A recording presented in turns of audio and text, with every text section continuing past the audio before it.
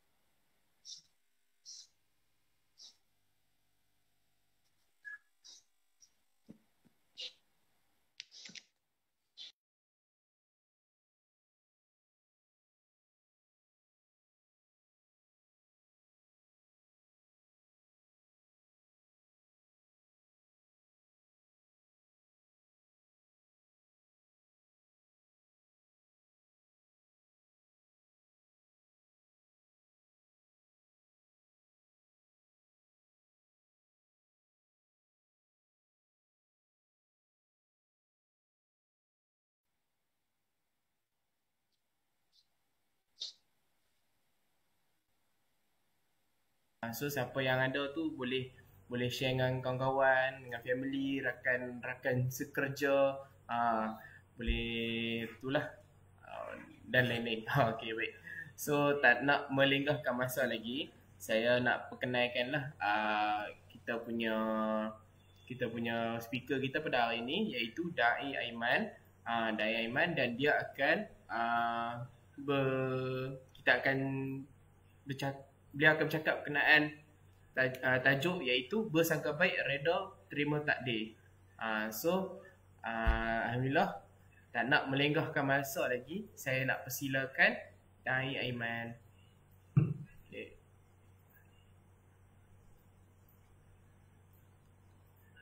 Waalaikumsalam.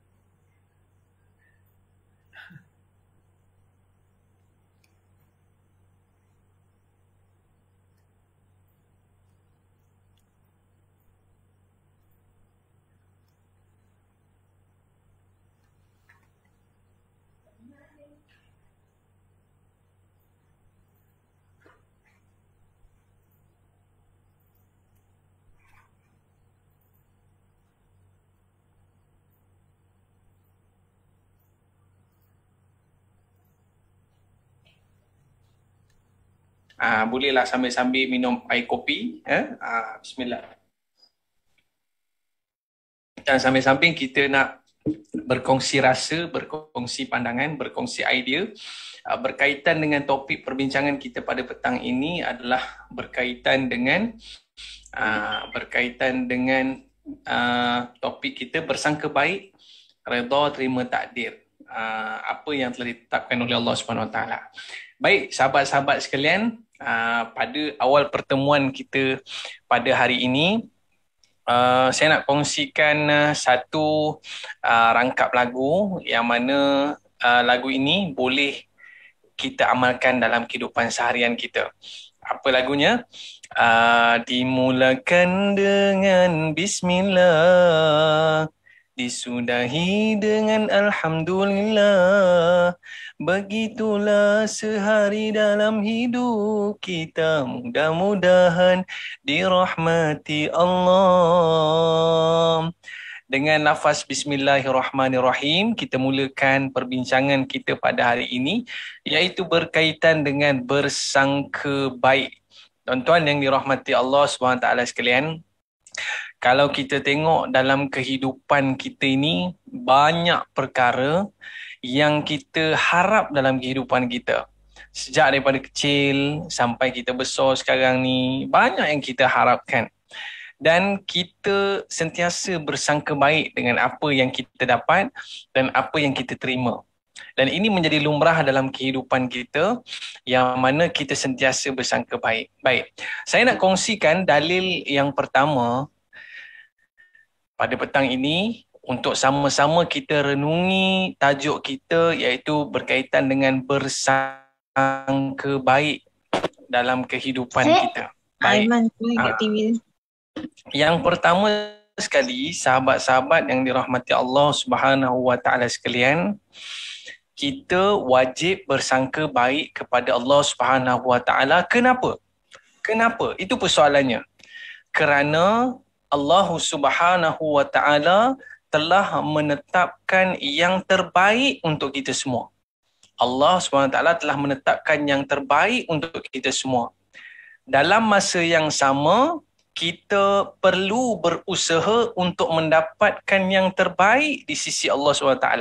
Okay, sekali lagi Allah Subhanahu Wa Taala sejak lahir lagi, kita telah pun ditetapkan semua perkara yang baik dalam kehidupan kita. Hatta kita diuji pun sebenarnya itu perkara yang baik. Hatta kita mendapat kemenangan pun itu perkara yang baik. Ya. Namun bagaimana untuk kita mendapat perkara yang baik itu adalah dengan cara kita berusaha untuk mendapat perkara kebaikan tersebut. Maknanya bukannya semata-mata kita menunggu perkara tersebut datang. Bukan semata-mata kita duduk relax saja. Tak apa, semuanya kan dah ditentukan. Ya, nak buat macam mana, dah aku susah macam ni, biar je lah susah. Ya. Dan begitu juga bukannya kita semata-mata usaha, tetapi kita tidak memikirkan akan apa yang diberikan itu adalah daripada Allah SWT. Kita kena balance. Okay? Menjawab persoalan pertama kita pada hari ini, kenapa kita kena baik sangka kepada Allah Subhanahu Wa Taala? Soalan yang pertama. Baik, kita nak pergi kepada yang kedua. Setiap manusia itu mesti ada beberapa prinsip dalam hidup dia. Baru dia rasa bahawa setiap apa yang datang pada hidup dia ni adalah satu perkara yang dia boleh terima dalam hidupnya. Dia kena ada beberapa prinsip. Baik, pada petang ini kepada anda semua boleh kongsikan di ruangan chat ya, apa saja yang anda dapat. Dan saya lihat di sini Rohani Jufri, dia menuliskan wajib bersangka baik terhadap Allah.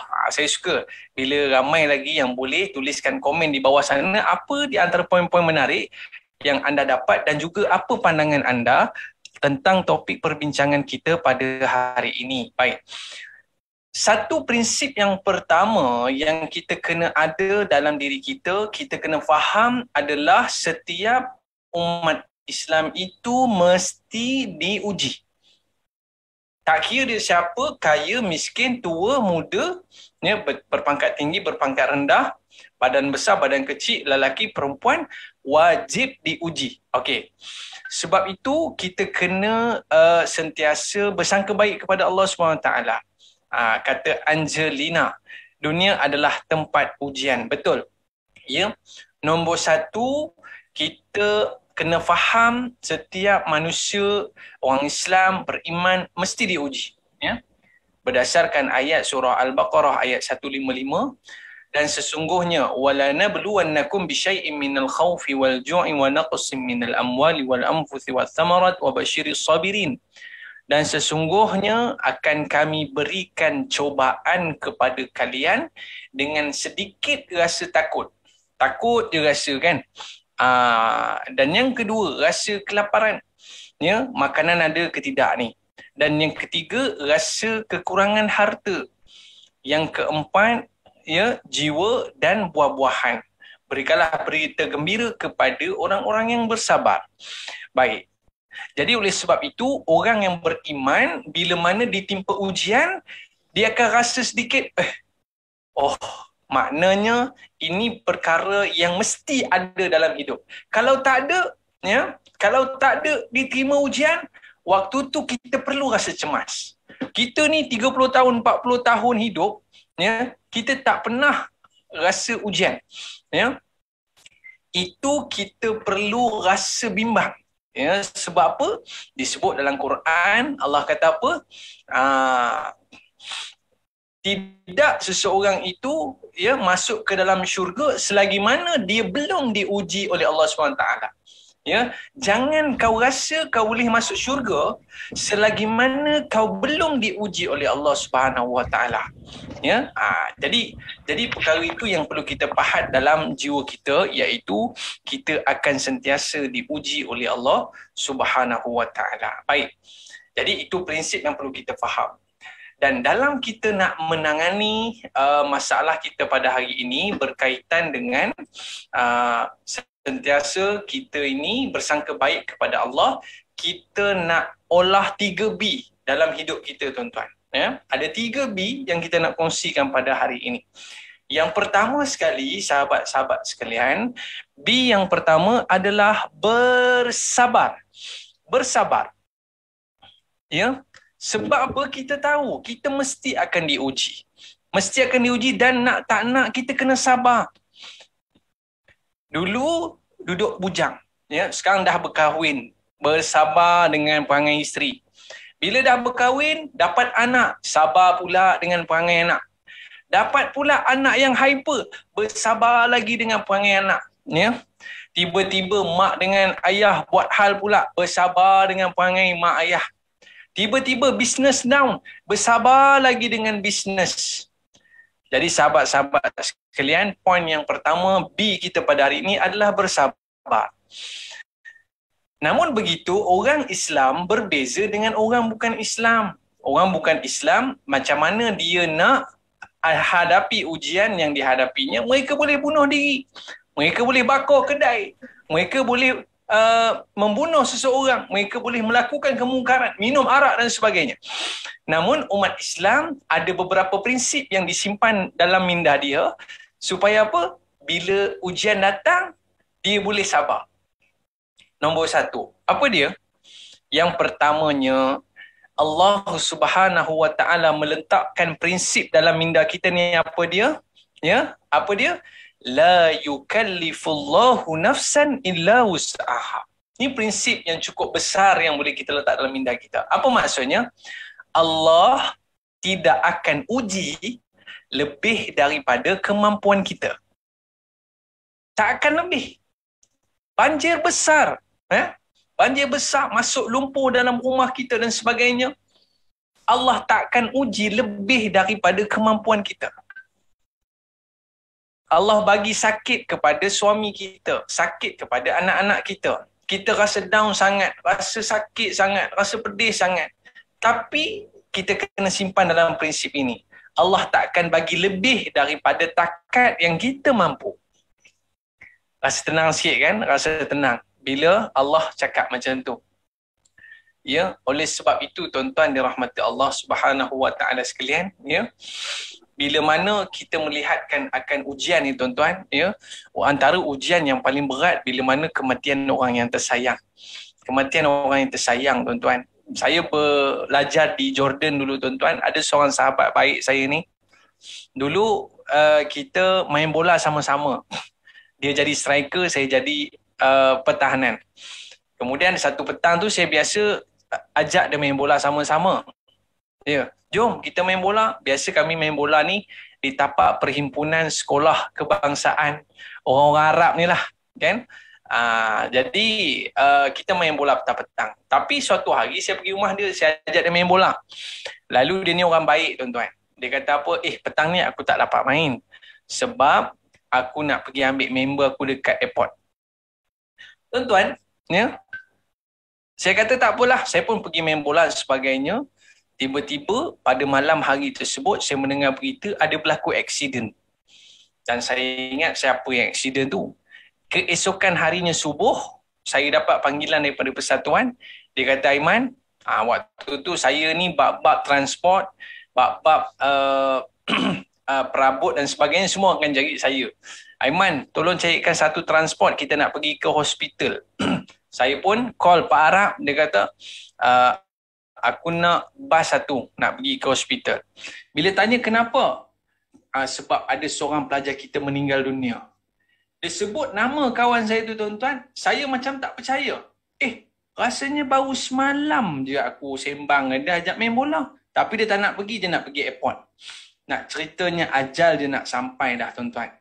Lalu saya pergi ke hospital tersebut tuan-tuan. Saya orang pertama yang masuk. Saya buka peti ais ni tuan-tuan. Peti ais bukan peti ais krim tu tuan-tuan. Peti ais mayat tu saya buka tuan-tuan. Tengok dalam tu siapa dia?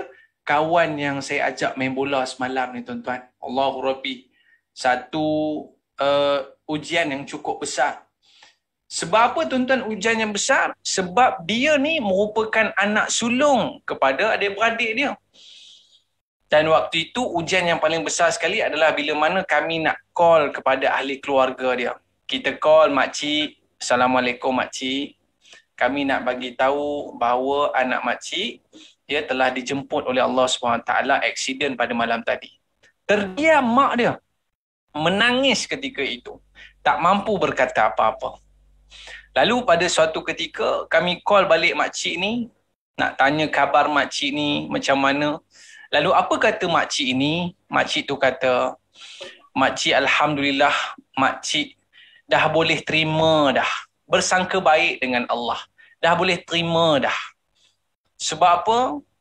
Makcik kehilangan seorang anak, tapi makcik dapat beratus anak yang hari-hari call makcik, tanya khabar makcik, tanya apa yang makcik buat pada hari ini. Allahu Rabbi. Hebat makcik ni boleh bersabar dengan ujian tersebut. Masya Allah. Jadi oleh sebab itu sahabat-sahabat sekalian, nombor satu yang kita kena faham dalam minda kita, Allah tak akan bagi lebih.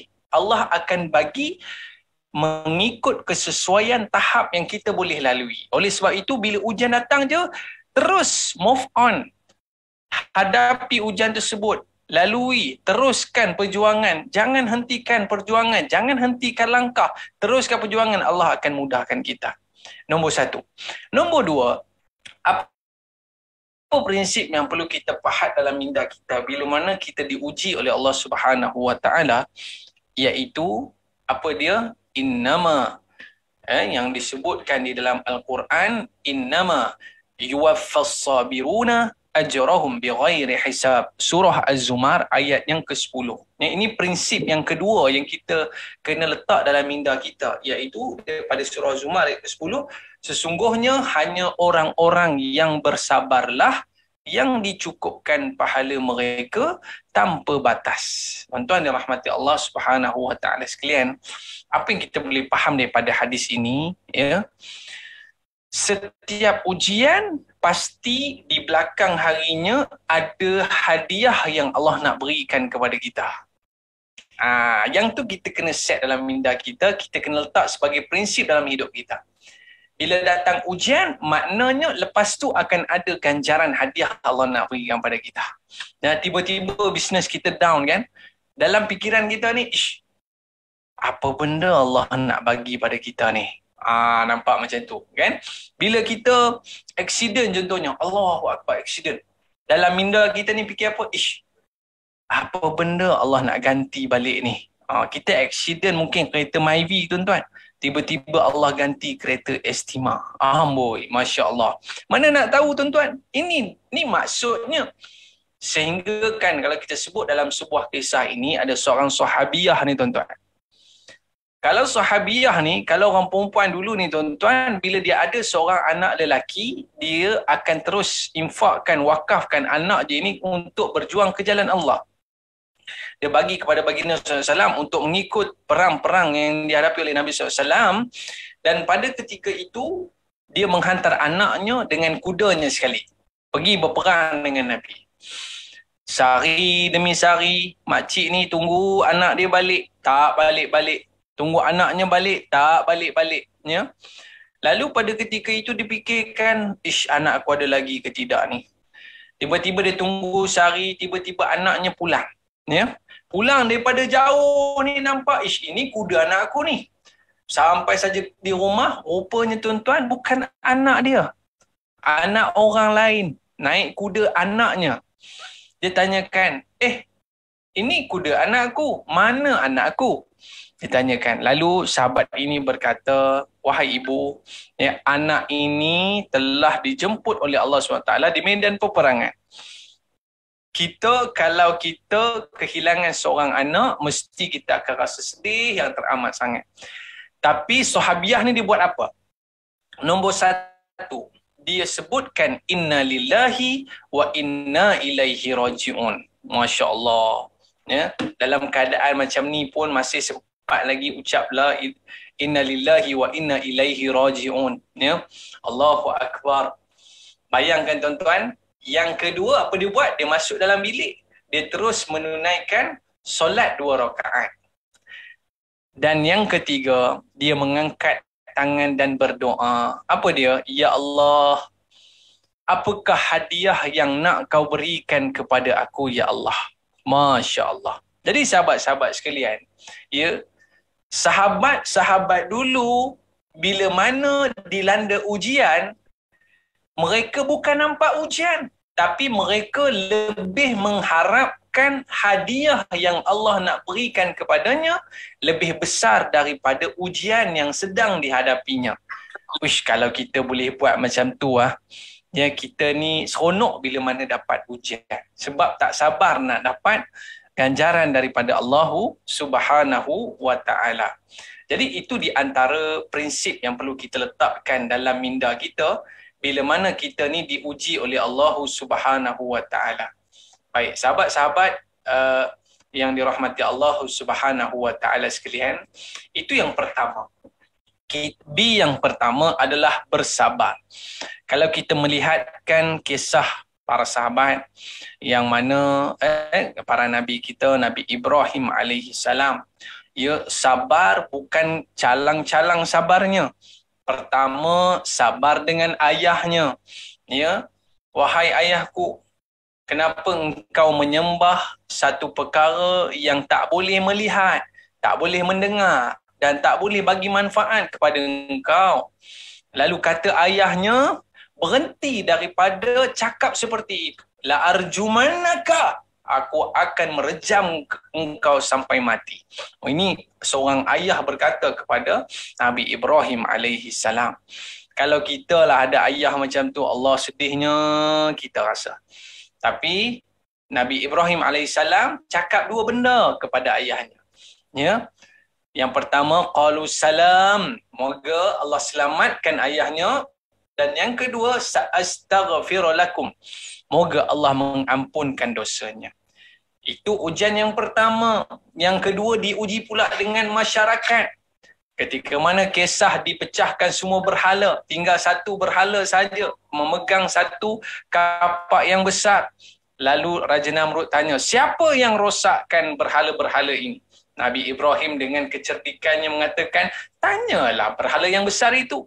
Lalu Raja Namrud seolah-olah diperli pada ketika itu. Nabi Ibrahim nak dibakar. Nabi Ibrahim bersabar atas ujian tersebut kerana apa? Kerana Nabi Ibrahim meletakkan prinsip dalam fikirannya. Ya, tadi kita dah sebut 2 prinsip, ni kita nak sebut prinsip yang ketiga. Apa prinsip yang ada dalam minda Nabi Ibrahim alaihi salam?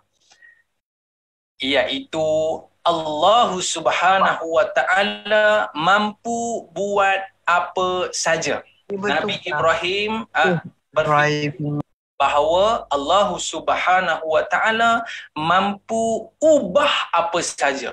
Daripada orang yang miskin, Allah boleh ubah jadi kaya raya. Daripada orang yang sakit jadi sihat sedia kala. Allah mampu buat apa saja. Dan yang kedua, tadi kita sebut yang ketiga, prinsip yang keempat yang dipahat dalam minda Nabi Ibrahim, apa dia? Bergantung eratlah dengan yakin kepada Allah Subhanahu wa Ta'ala. Dan yakinnya kepada Allah sehingga kan bila nak dibakar pun masih yakin kepada Allah, sehingga kan Allah sebut apa? Ya, kuni bardan wa salaman. Api itu menjadi sejuk dan Nabi Ibrahim selamat daripada bakaran tersebut. Nampak? Ini sabar tuan-tuan. Sabar Nabi Ibrahim alaihi salam tidak terkira. Dan yang seterusnya, bukan diuji dengan masyarakat saja, malah diuji pula dengan keluarganya. 80 tahun lebih tak dapat anak. Dan Nabi Ibrahim alaihi salam yakin dengan Allah. Ya, yakin dengan Allah. Ini prinsip yang kelima yang perlu kita letak dalam minda kita, iaitu yakin kepada Allah Azza wa Jalla. Lalu bila Nabi Ibrahim yakin kepada Allah, Nabi Ibrahim pun berdoa. Hari-hari dia doa. Walaupun isterinya telah pun confirm, telah pun disahkan mandul, tidak mampu untuk melahirkan zuriat. Tapi apa dia peduli? Yang dia tahu adalah bersangka baik kepada Allah. Yang dia tahu bahawa dia yakin benar-benar kepada Allah. Dia tak kira, dah cek dengan doktor, isterinya mandul. Tapi dia sangka baik kepada Allah, dia terus berdoa. Apa doanya? Rabbi habli minas salihin. Ya Allah, lahirkanlah zuriat-zuriat yang soleh, solehah. Kan? Nabi Ibrahim berdoa. Hari-hari doa. Hari-hari doa, tuan-tuan. Dan akhirnya Nabi Ibrahim alaihissalam mendapat zuriat Nabi Ismail alaihi salam. Allahu akbar. 80 tahun lebih tunggu, tuan-tuan. Akhirnya dapat anak, tuan-tuan. Baik, diuji dengan lamanya tak dapat anak. Ujian yang cukup berat. Ujian yang cukup berat.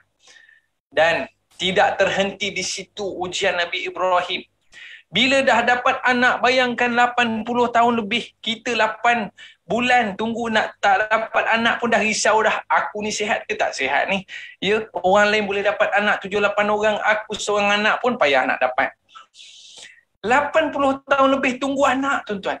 Namun begitu, bila mana dapat anak, Nabi Ibrahim sayang sangat dengan Nabi Ismail.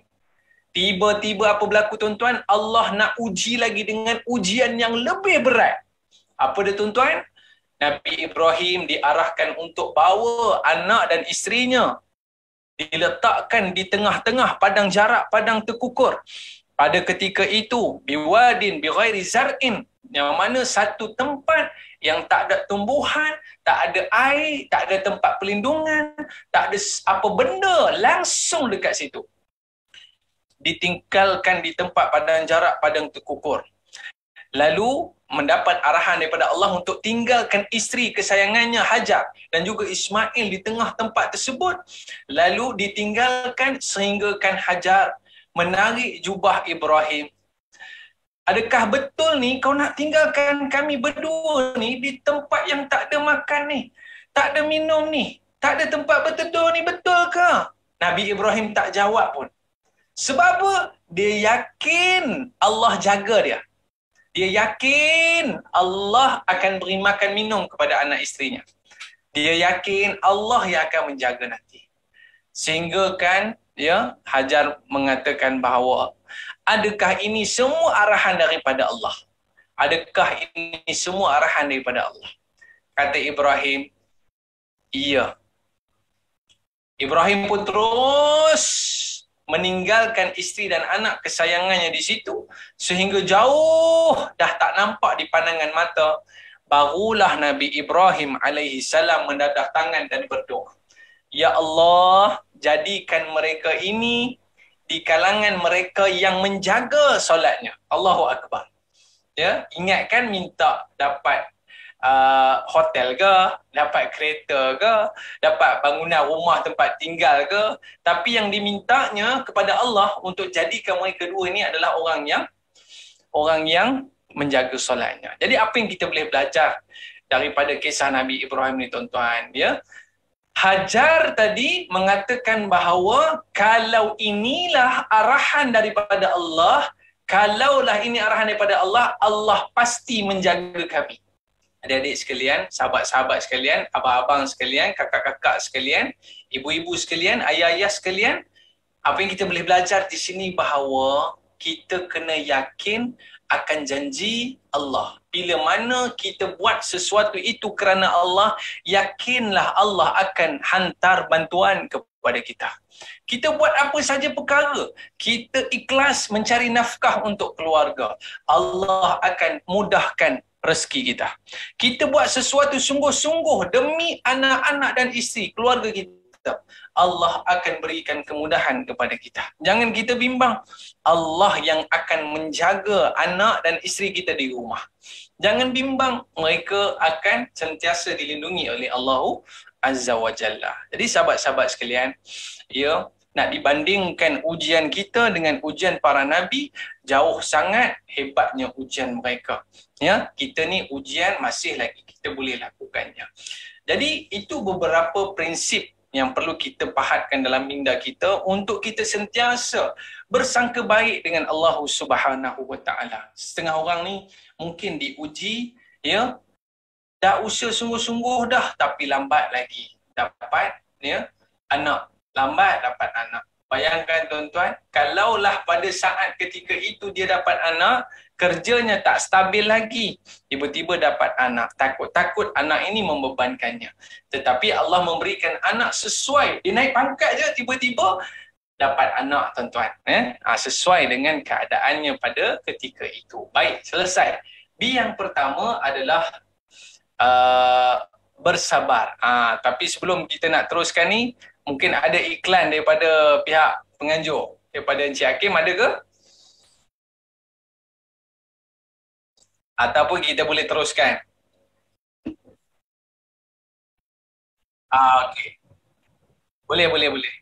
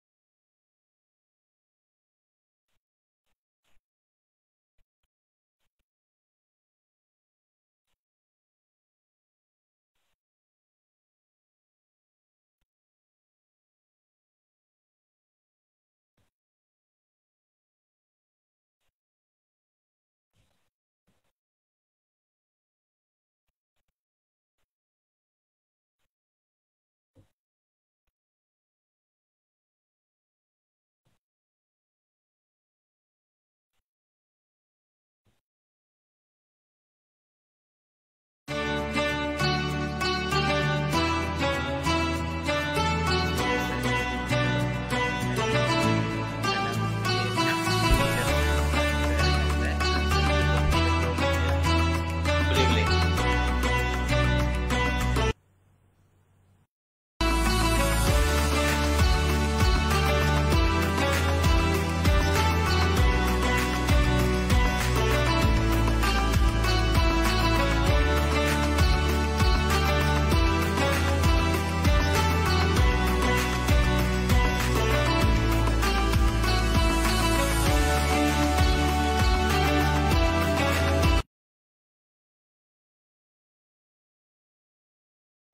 Okay, Assalamualaikum. Kita balik.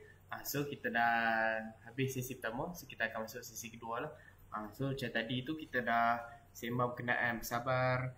Lepas tu ujian-ujian yang Nabi Ibrahim terima daripada Allah SWT dan betapa sabarnya Nabi Ibrahim bila mendapat ujian.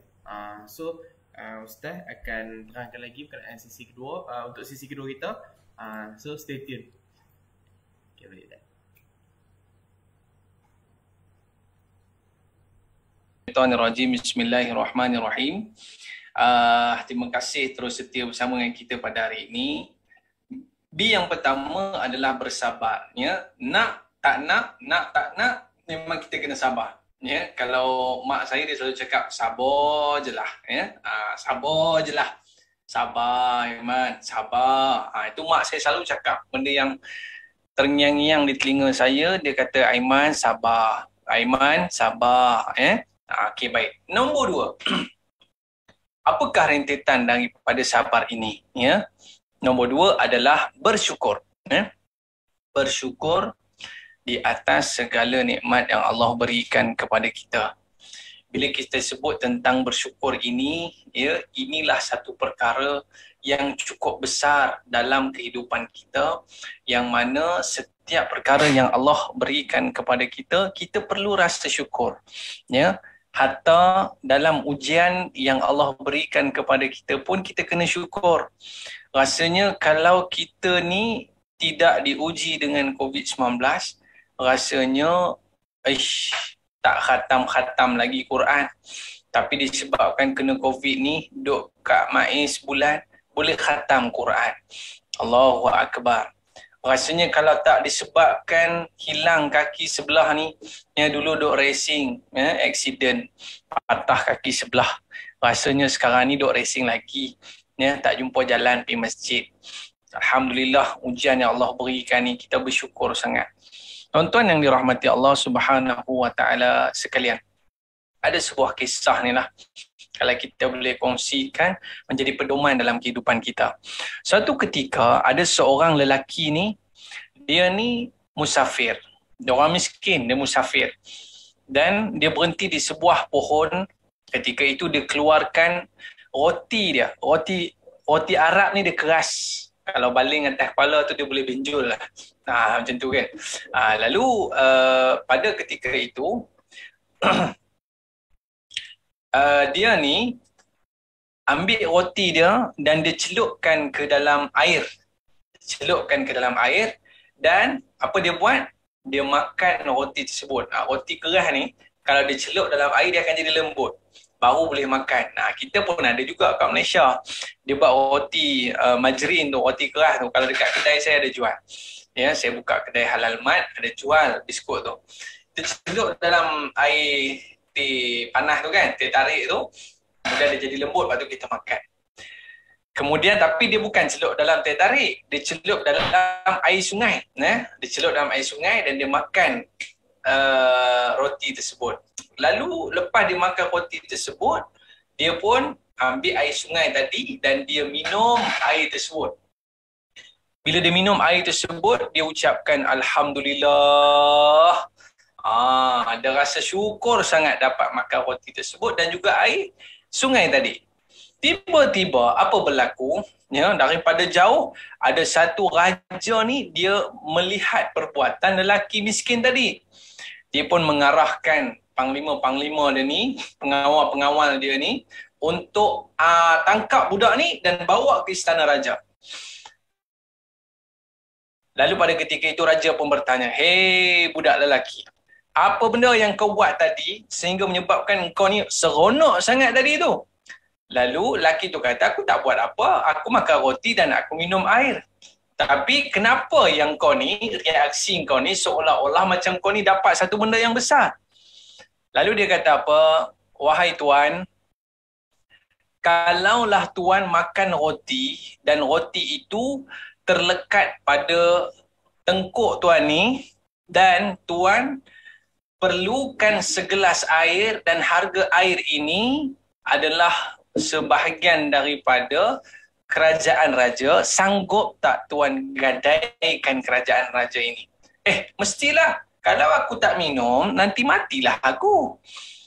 Baik. Dan seterusnya. Kalau tuan dah makan roti tadi, dah minum air tadi, masuk dah dalam badan. Lalu lama-kelamaan tuan terpaksa buang air. Tetapi tuan tak boleh buang air, melainkan tuan terpaksa menggadaikan lagi sebahagian kerajaan raja. Baru raja boleh buang air. Sanggup tak tuan nak menggadaikan sebahagian daripada kerajaan tuan? Lalu dia kata, "Mestilah. Nanti kalau tak buang air, nanti macam mana nak hidup?" Lalu lelaki miskin ini kata apa? "Kalau begitu, segelas air sungai ini tidak dapat menandingi, tidak dapat ditandingi oleh seluruh kerajaan raja." Nampak? Jadi oleh sebab itulah tuan-tuan yang dirahmati Allah Subhanahu wa taala sekalian, apa saja yang kita dapat, ya, kita kena bersyukur di atas segala apa yang Allah berikan kepada kita. Jadi bagaimana kita nak rasa sentiasa bersyukur? Yang pertama, kita kena sentiasa qanaah dengan apa yang kita dapat. Qanaah ini apa dia? Sentiasa rasa cukup dengan apa yang ada. Oh, ini pensel lama ni ada lagi, kita guna lagi. Oh, ini pen ni elok lagi, boleh pakai lagi ni. Oh, baju ni elok lagi ni, boleh pakai lagi ni. Oh, periuk ni elok lagi, boleh pakai ni, repair sikit je lagi ni. Allahu Akbar. Qanaah dengan apa yang kita ada. Dan yang keduanya, macam mana kita nak rasa bersyukur? Carilah sesuatu yang barakah. Ya, duit kalau barakah sedikit terasa banyak. Rumah yang kecil terasa luas. Ya. Dan kecil terasa besar. Allahu Akbar. Ini barakah. Dan yang ketiga, bagaimana kita nak rasa bersyukur? Nabi SAW mengajarkan kepada kita, nak ada rasa bersyukur, lihatlah orang yang lebih bawah daripada kita. Kita ni naik kancil tuan-tuan, ya? Kita naik MyV lah contohnya kan. Tiba-tiba kita tengok yang lintas sebelah kanan kita ni tuan-tuan adalah orang yang naik wildfire. Keretanya besar. Ya, kita pun mula kerut kening. Bilalah aku dapat merasa naik wildfire. Ya. Namun Nabi SAW ya, mengajar kita untuk tidak melihat di atas tetapi melihat yang di bawah. Tuan-tuan, kita melihat sebelah kita, tengok kereta kancil je tuan-tuan. Ya. Tingkap pun terbuka je. Tengok anak kat dalam, tergelak-gelak je, seronok dengan mak ayah dia. Kita fikir dalam hati, kereta aircon pun tak ada, kereta buruk je, itu pun seronok lagi. Kita tengok dia, Masya Allah. Ya, seronok dia. Sebab apa tuan-tuan? Sebab bersyukur atas apa yang ada. Kita duduk naik kancil tuan-tuan. Ya, kita tengok sebelah kita. Allah, masih ada orang lagi susah pada kita. Kita walaupun naik kancil, dalam keadaan hujan, kita tak kena hujan.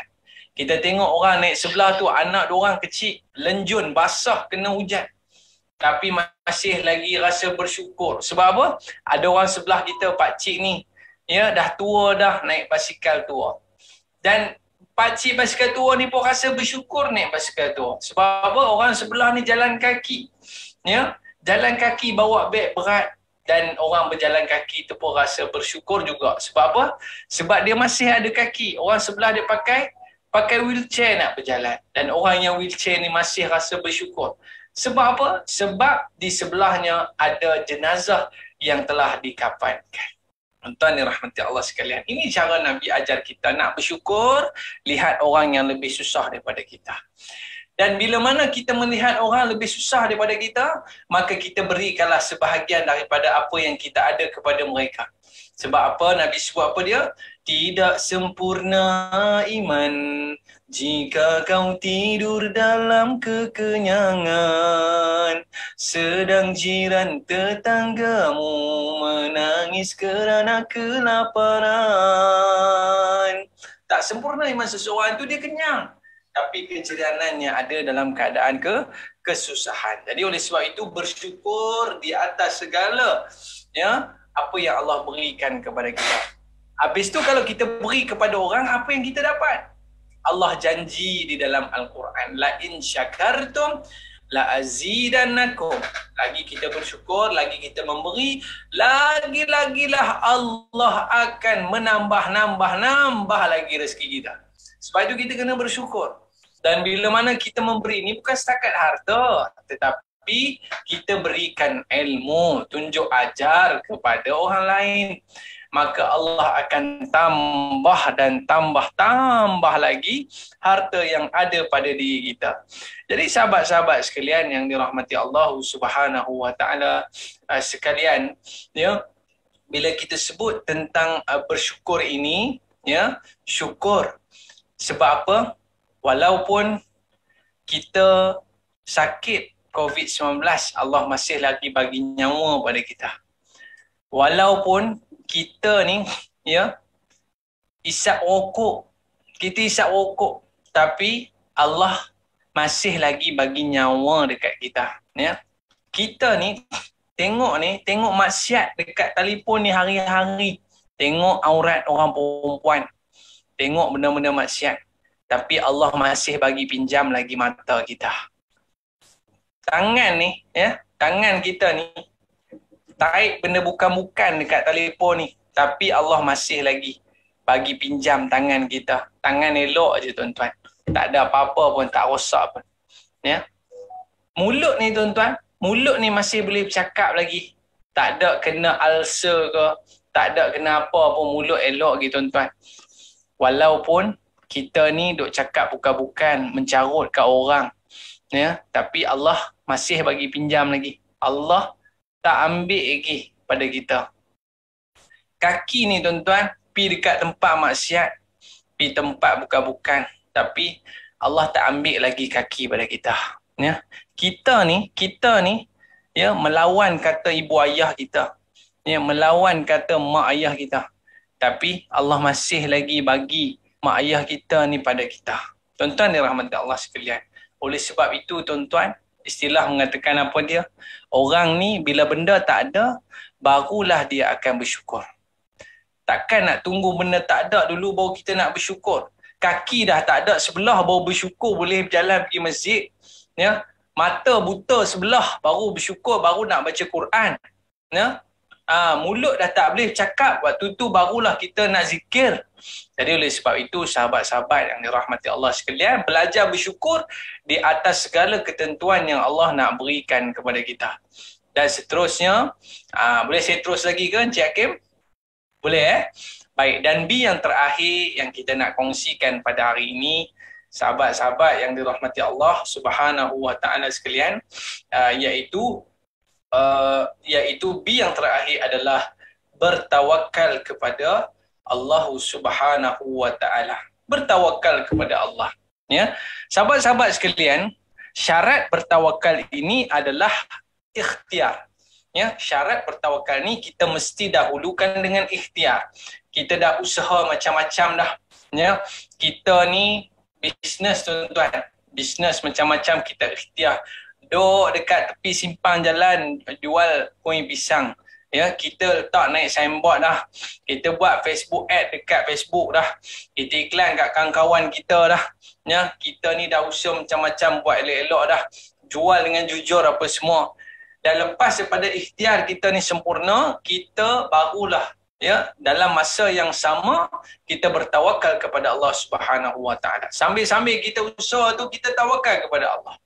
Jadi bagaimanakah cara untuk kita bertawakal kepada Allah Subhanahu wa taala adalah dengan cara kita memperbanyakkan doa kepada Allah. Allahu akbar. Inilah cara yang cukup hebat bila mana kita ini berdoa kepada Allah Subhanahu wa taala. Surah Mukmin ayat yang ke-6, wa qala rabbukum ud'uni astajib lakum. Disebutkan berdoalah kepadaku niscaya akan kuperkenankan bagimu. Sesungguhnya orang-orang yang menyombongkan diri dari menyembahku akan masuk ke neraka Jahannam dalam keadaan hina dina. Doalah dan mesti akan Allah makbulkan. Mesti akan Allah makbulkan. Lepas tu adalah yang tanya, saya doa banyak kali dah tapi tak pernah nak makbul pun. Ya? Dia tanya macam tu. Sahabat-sahabat yang dirahmati Allah Subhanahu wa taala sekalian, ya. Dalam sebuah hadis Nabi SAW menjawab perkara ini. Ya, Nabi SAW menjawab perkara ini. Ada yang kata, saya doa lama dah tapi tak pernah makbul pun. Doa nak jadi kaya tapi miskinnya sampai sekarang ni. Ya. Lalu Nabi SAW menjawab persoalan ini. Ya. Kata Nabi SAW, tidaklah seorang Muslim berdoa yang tidak. Dalam doa dia tu tidak ada mengandungi memutuskan silaturahim. Ya. Dan berdoa ini semata-mata kerana Allah. Lalu Allah mengkabulkan dengan 3 cara. Yang pertama, Allah akan mengkabulkan doanya sesegera mungkin. Yang kedua, Allah akan menyimpan doa itu menjadikannya pahala bagi akhirat kelak. Dan yang ketiga, Allah akan menjauhkannya dari keburukan. Jadi itu cara Allah mengkabulkan doa seseorang. Tuan-tuan dirahmati Allah sekalian, ya, disebutkan bila mana kita berdoa ini pasti Allah kabulkan. Yang pertama, Allah akan kabulkan berdasarkan apa yang kita minta, ya. Dan yang kedua, Allah akan beri jauh lebih baik daripada itu. Dan yang ketiga, doa kita ini Allah akan kabulkan di hari akhirat kelak. Allah simpan dulu dan Allah gantikan dan Allah berikan di hari akhirat kelak. Sahabat-sahabat yang dirahmati Allah Subhanahu wa taala sekalian, kita kena sentiasa yakin bahawa Allah mendengar setiap doa kita.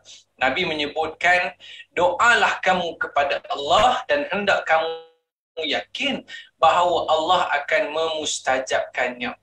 Sahabat-sahabat yang dirahmati Allah Subhanahu wa taala sekalian, ya. Sebab itulah bila mana kita ini berdoa kepada Allah Subhanahu wa taala, kita kena tahu kenapa doa kita ini tidak dikabulkan, ya. Yang pertamanya, sahabat-sahabat yang dirahmati Allah Subhanahu wa taala sekalian, adalah, ya, bila mana kita berdoa itu, ya, kita doa kepada Allah Subhanahu wa taala itu dalam keadaan hati kita ini tidak benar-benar memohon perkara tersebut. Kita doa ni tuan-tuan, hati kita ni bukan boleh dapat pun. Macam tu tuan-tuan. Kita tidak yakin kepada Allah Subhanahu wa taala. Tak letak ke sepenuh hati. Melainkan seseorang itu benar-benar menadah tangan, ya Allah, aku nak sangat jadi kaya ni, ya Allah. Kalau aku kaya nanti aku boleh tolong orang, ya Allah. Bukan boleh kaya pun. Dalam hati kita cakap macam tu. Tak boleh tuan-tuan. Kita kena yakin sepenuh hati, ya. Dan muslimin muslimat yang dirahmati Allah Subhanahu wa taala sekalian, disebutkan, ya, disebutkan yang kedua, kenapa doanya tidak dimakbulkan ialah kerana dia tidak menunaikan hak dan tanggungjawab kepada Allah. Dia ni main-main tiba-tiba main doa selamat dekat masjid. Ya, tapi solat tak jaga, ya, tidak membaca Quran, tidak pernah mengamalkan agama, tidak mengakui Nabi Muhammad SAW sebagai Rasul, ya, tidak pernah mengamalkan sunnah. Tiba-tiba main doa untuk SPM anak dia nak berjaya. Ya, macam mana Allah nak memberikan doa itu makbul di sisinya. Dan yang ketiga, kita ni kadang-kadang kita nak keputusan cepat daripada Allah. Ya Allah, aku nak anak-anak aku ni semua berjaya. Nak result kita cepat je tuan-tuan. Ya. Sedangkan disebut dalam surah Yusuf ayat 87, dan janganlah kamu berputus asa dengan mengharap rahmat Allah, kerana sesungguhnya tiadalah yang putus asa daripada rahmat Allah kecuali orang-orang yang kafir. Jadi sahabat-sahabat yang dirahmati Allah Subhanahu wa taala sekalian, bila mana kita minta sungguh-sungguh kepada Allah, ya, Allah akan makbulkan. Namun mungkin Allah tangguh sikit je. Allah tangguh sikit dulu. Sebab apa? Allah nak seronok bila mana kita minta kepada Allah. Seronok bila kita minta kepada Allah. Kalau kita ni tuan-tuan, cuba try minta kat jiran sebelah, Kak minta telur sebiji. Hari ni dia bagi tuan-tuan, Kak minta roti gardenia sekeping, 2 keping, ada tak? Kak nak minta minyak habis lah. Kak minta nak minta senduk patah. Kak minta pinjam kuali. Sekali dia sepuk kepala kita tuan-tuan. Ni semua nak minta pergi beli sendirilah. Apa minta-minta ni? Tuan-tuan dirahmati Allah, berbeza dengan Allah Azza wa Jalla. Lagi kita minta, lagi Allah seronok nak bagi. Ya, kita minta telur, Allah boleh bagi rumah pada kita. Itu umpamanya tuan-tuan. Jadi oleh sebab itu, kadang-kadang 3 perkara yang kita buat ni tuan-tuan menyebabkan Allah tidak memakbulkan doa kita. Jadi sebelum kita pergi kepada penutup, mungkin ada pesanan penaja daripada Abah Hakim kita. Kita sampai pukul berapa ya Abah Hakim?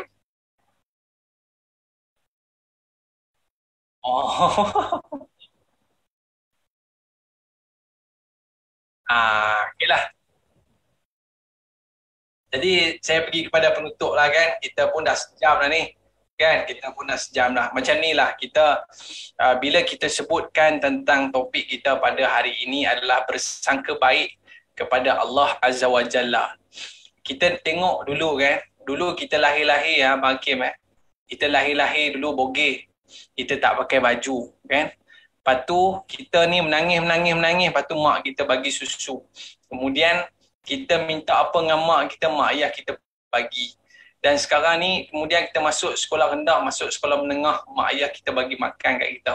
Tapi ya, kita kena fikir bahawa inilah dia hebatnya kuasa Allah Azza wa Jalla memberikan kelebihan kepada kita sehinggalah kita berjaya sampai sekarang ni. Ya, ni semua kita melihatkan sangka baik, redha, terima takdir pada Allah Azza wa Jalla. Seperti mana Nabi sebut sebentar tadi, apa dia? Dia lihat orang yang lebih bawah pada kita. Kita akan jadi Allahai.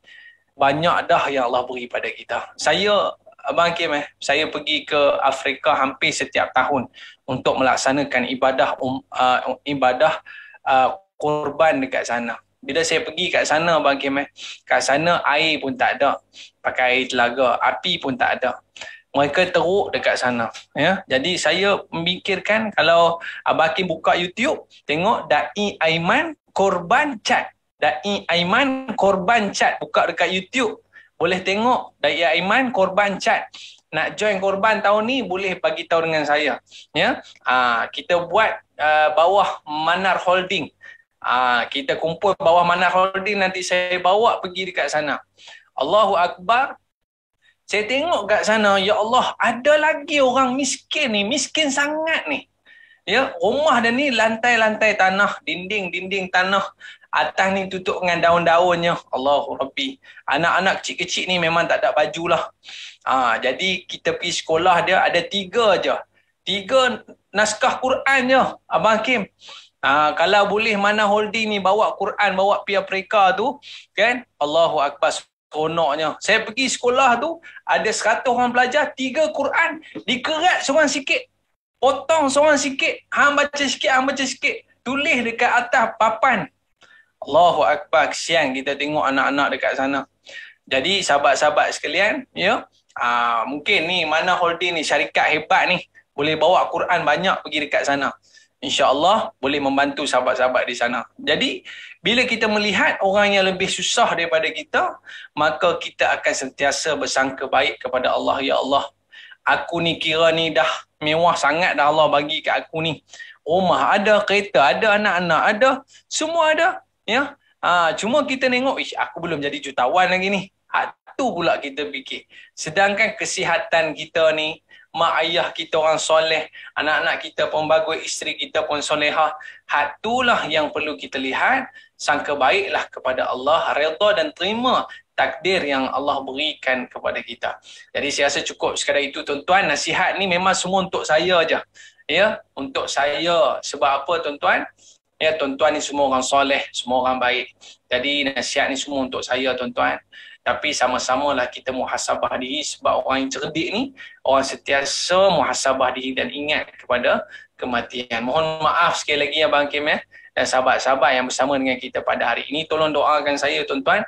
Saya sedang membina pondok pengajian Warga Emas Bukit Badung, sedang membina surau. Jadi tolong bantu saya untuk doakan saya supaya boleh kuat dalam melaksanakan tugas ini, dalam mengerjakan urusan agama ini. Wallahu alam, aqulu qawli hadza wa astaghfirullahal azim li wa lakum. Assalamualaikum warahmatullahi wabarakatuh. Wallahu alam.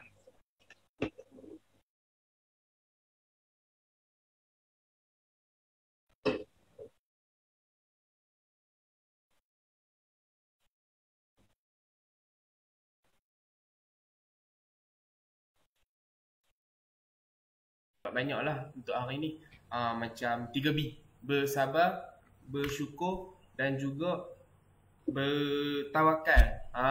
So kalau nak bertawakal ni macam Da'i Aiman tadi, yang pertama kita kena berikhtiar. So buat sebaik yang mungkin, insya-Allah kita berdoa kepada Allah, Allah akan bantu kita. So sebelum Hakim nak tutup majlis kita pada hari ni, Hakim nak minta Da'i Aiman untuk bacakan doa penutup lah. Boleh silakan Da'i.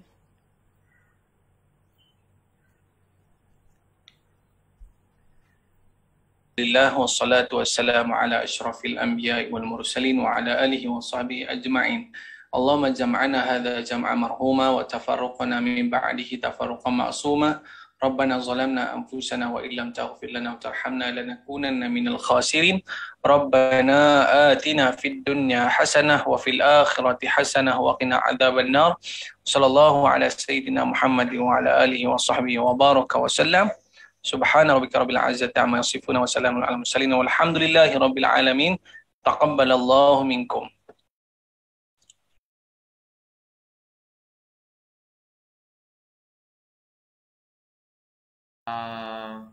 Macam kita dapat lah tadi, siapa yang nak berwakaf kepada hakim ataupun Dai Aiman juga, yang duk buat pondok untuk warga emas kan, Ustaz Aiman. So lepas tu boleh pergi ke YouTube Dai Aiman jugalah untuk korban cat tu. Boleh tengok kat situ Dai Aiman korban cat. Pada masa yang sama, siapa yang nak berwakaf untuk yang apa, ahli keluarga yang dah telah pergi ataupun yang masih ada lagi, boleh wakaf terus kepada wakafquran.my ataupun di Facebook Wakaf Quran Malaysia. So kat situ just klik message. Kita pegawai kita ada, nak pergi ke website pun boleh, insyaAllah. So kita tutup majlis kita pada hari ini.